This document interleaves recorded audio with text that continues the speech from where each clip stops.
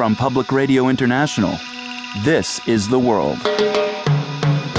A co-production of the BBC World Service, PRI, and WGBH Boston.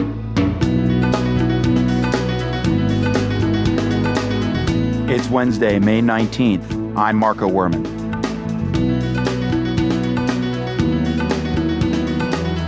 Taliban militants attacked the biggest U.S. base in Afghanistan. The assault was repelled, but only after a long battle.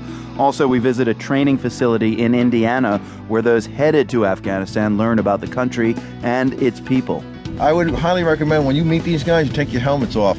The more you can connect with these people, the better off you are. And later, Mexico's army fails to stop the drug violence, and an illegal immigrant student on why she feels American. Now this news.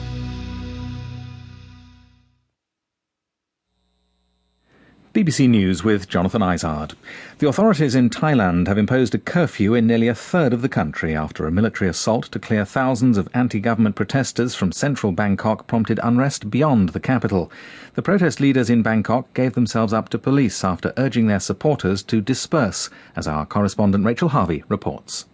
The announcement was made by one of the leaders, Jatuporn Prompan. We're going to surrender, he tells the crowd. We don't want any more lives lost.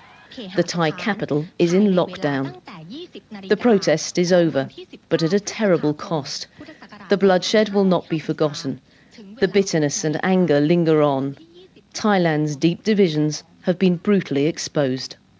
President Obama says the U.S. immigration system is broken and needs to be fixed. Speaking at the White House after talks with the Mexican president, Mr. Obama called a law in Arizona which comes into force in July a misdirected expression of frustration on the issue. The Mexican president, Felipe Calderón, said people shouldn't come under suspicion because of the way they look. Kim Khatas reports from Washington. The last time the Mexican president, Felipe Calderón, visited Washington just over a year ago, drug cartels and drug-related violence were at the very top of the agenda. Drug wars are still raging in Mexico, but the Arizona immigration law is now also of great concern to President Calderón.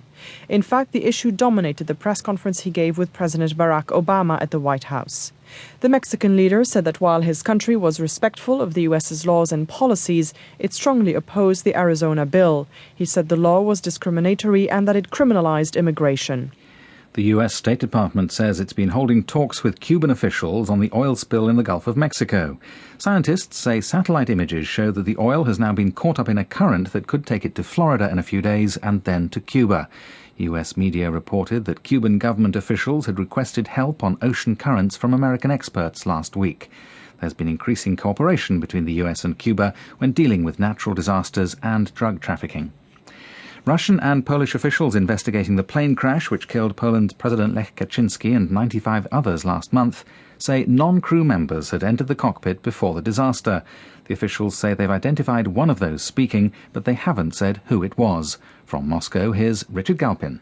It was Poland's worst catastrophe since the Second World War. Now, for the first time since the crash, investigators have spoken publicly about their findings so far. They confirmed all systems on the plane and at the airfield were working normally, and that the crew had been warned several times that the weather was too bad for them to land and they should divert to another airport. But the captain apparently insisted on a trial descent, even though visibility was down to 200 metres. World News from the BBC. Plans to impose additional sanctions on Iran have been criticised by Brazil and Turkey, which earlier this week negotiated a deal with Iran to exchange some of its nuclear material. In a joint letter to fellow members of the United Nations Security Council, Brazil and Turkey called for negotiations to be given a chance. Senior figures in Iran have dismissed possible new UN sanctions as illegitimate. Stock markets in Europe and America have fallen amid continuing worries about the debts of some European countries and new rules in Germany intended to limit financial speculating. Share indexes in London, Paris and Frankfurt lost nearly 3%. In early trading in New York, the Dow Jones fell by 1.5% but has since recovered. Earlier, the German Chancellor Angela Merkel called for